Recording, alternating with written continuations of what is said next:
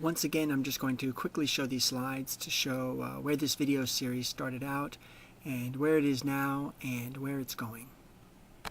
In my last video, I discussed Rabbi Harold Kushner's belief in a God that is all-loving and caring, but just not powerful enough to prevent creature suffering. And this was from his famous book, When Bad Things Happen to Good People. And in this video, I'll discuss my reasons for why I feel that his philosophy just does not hold up to scrutiny. All right, first I just want to mention the odd curiosity that Kushner tries to defend his beliefs through the Bible itself. And of all passages to do this, he selects God's thunderous speech to Job from the whirlwind. Now, I won't repeat what I said in the last video, but I read a section where Kushner interprets God as saying that he has a difficult time controlling the sea serpent known as the Leviathan. That this is symbolic of God having a hard time keeping chaos in check.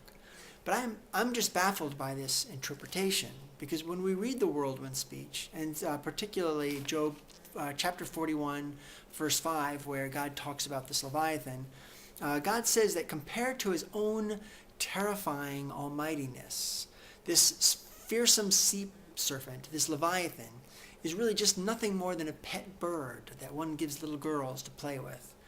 So I see Kushner's interpretation as something that he really wants to believe, and he wants to believe it so badly that he sees it, even when it's not there at all. But now, whether the Bible supports Kushner's philosophy or not is something I see as inconsequential. The much bigger strikes against this philosophy are the evidence that we find with the universe itself.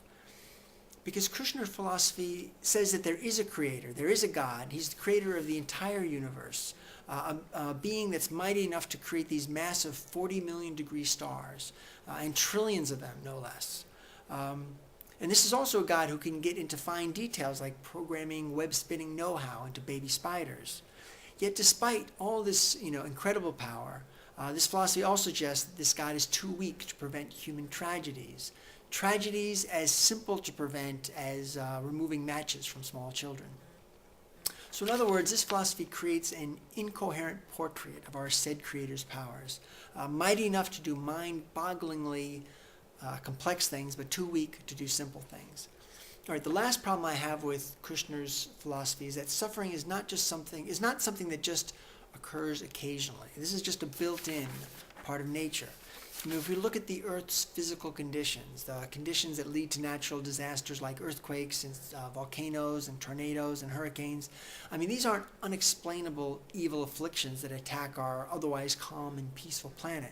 The conditions that cause these things are just built-in parts of our planet's design.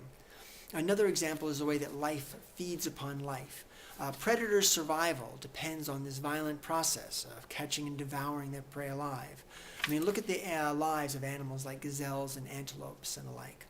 They're almost guaranteed at some point in their lives to go through this painful and terrifying process of being chased by predators and then having their flesh torn apart as they're being eaten alive.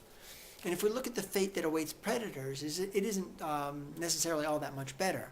Once they get too old to catch prey, either they themselves will be eaten by other predators, or they'll face the agony of being starving to death slowly. So to me, it's just incoherent to say that divinity would like this stopped, but can't manage it, when suffering is just such an integral part of the natural world's design. I guess Kushner could say, well, because God is not all-powerful, these things aren't his fault. He doesn't want animals to kill each other. He's just not powerful enough to stop them. But I see this as incoherent, because this idea implies that God created everything, created both the herbivores and the carnivores, but maybe really just wants the herbivores. But especially if he's not all-powerful, why wouldn't he have just stopped with the herbivores? Creating both kinds is actually more work, not less. And same thing with natural disasters. Kushner, he could say, well, God doesn't want the world to have natural disasters. He's just not strong enough to control these things. But if this is a God who's conserving his powers, or is a bit on the weak side, why make the Earth's core 18,000 degrees Fahrenheit? Make it so hot that it keeps the plates of the Earth's surface moving in a way that's inevitably going to result in earthquakes. I mean, it seems if he was weak, he wouldn't have made the Earth's temperature so hot. I mean, making it room temperature seems it would be much easier than going up to 18,000 degrees. So this again goes back to my point that Kushner's philosophy paints an incoherent portrait of our Creator's powers, or said Creator's powers. Mighty enough to do mind-bogglingly complex things, too weak to do comparatively simple things.